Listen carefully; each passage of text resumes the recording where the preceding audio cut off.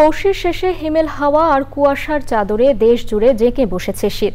ঠান্ডায় কাবু নিম্ন আয়ের অসহায় প্রান্তিক মানুষ, সেই সাথে বেড়েছে নানান রোগের প্রাদুর্ভাব। এমন অবস্থায় প্রতি বছরের মতোই এবারও সিরাজগঞ্জের চৌহালির দুর্গম চর হাটাইলে মানুষকে বিনামূল্যে স্বাস্থ্যসেবা ও কম্বল দিয়েছে প্রকৃতি ও জীবন ক্লাব এবং প্রকৃতি ও জীবন স্বাস্থ্যসেবা কেন্দ্র। ঘরের পাশেই স্বাস্থ্যসেবা পেয়ে খুশি চরবাসী। আব্দুল করিমের ভিডিও চিত্রে সাবরিনা হাসানের রিপোর্ট।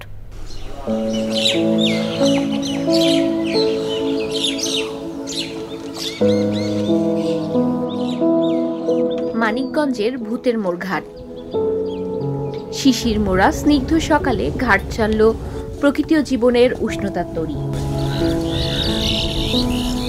গন্তব্য সিরাজগঞ্জের চৌহালি উপজেলার দত্তকান্দির হাটাইল চর।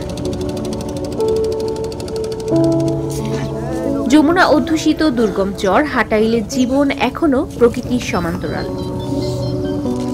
সকল দুর্যোগের সাথে যুদ্ধ করে টিকে থাকার পাশাপাশি করতে হয় জীবিকা সংগ্রাম। জেকে বসা শীত ও ঠান্ডাজনিত রোগের প্রকোপে জেরোবার প্রান্তিক মানুষ।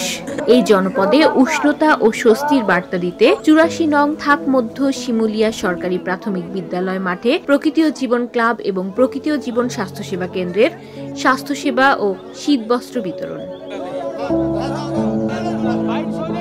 হাতের নাগালে চিকিৎসা সেবা ও কম্বল পেয়ে খুশি চরবাসী। ফ্রিতে ওষুধ কম্বল পেয়ে আমরা খুব খুশি হলাম। কম্বল পাওয়া উপকার হয়েছে। কম্বল পাইছি, উপকার হয়েছে। ডায়াবেটিস আছে, ওষুধ কিছু কম বেশি পাইছি। ফ্রিতে ওষুধ পাইছি, কম্বল পাইছি। শীতে খুব কষ্ট করছি, কম্বল পাওয়াতে এখন ভালো লাগতেছে, খুশি লাগতেছে। খুব একটা কম্বল পাইছি। শীতে খুব কষ্ট করছি, এখন কম্বল পাওয়া খুব খুশি হয়েছি। ৪-৫ দিন ধরে আমরা কাজে বাইরে পারছিলাম না, এই কম্বল পাওয়াতে আমাদের খুব উপকার হয়েছে। নানা প্রতিকূলতার মাঝে জীবন সংগ্রাম করা প্রান্তিক জনগোষ্ঠীর পাশে দাঁড়ানোয় কৃতজ্ঞতা জানান স্থানীয়রা।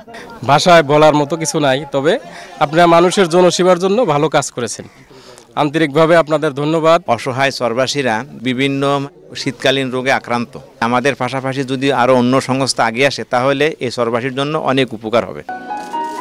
মানুষের সহায়তায় প্রকৃতি ও জীবন স্বাস্থ্যসেবা কেন্দ্র এবং প্রকৃতি ও জীবনের এমন কার্যক্রম আগামীতেও অব্যাহত থাকবে প্রত্যাশা বিশিষ্টজনদের।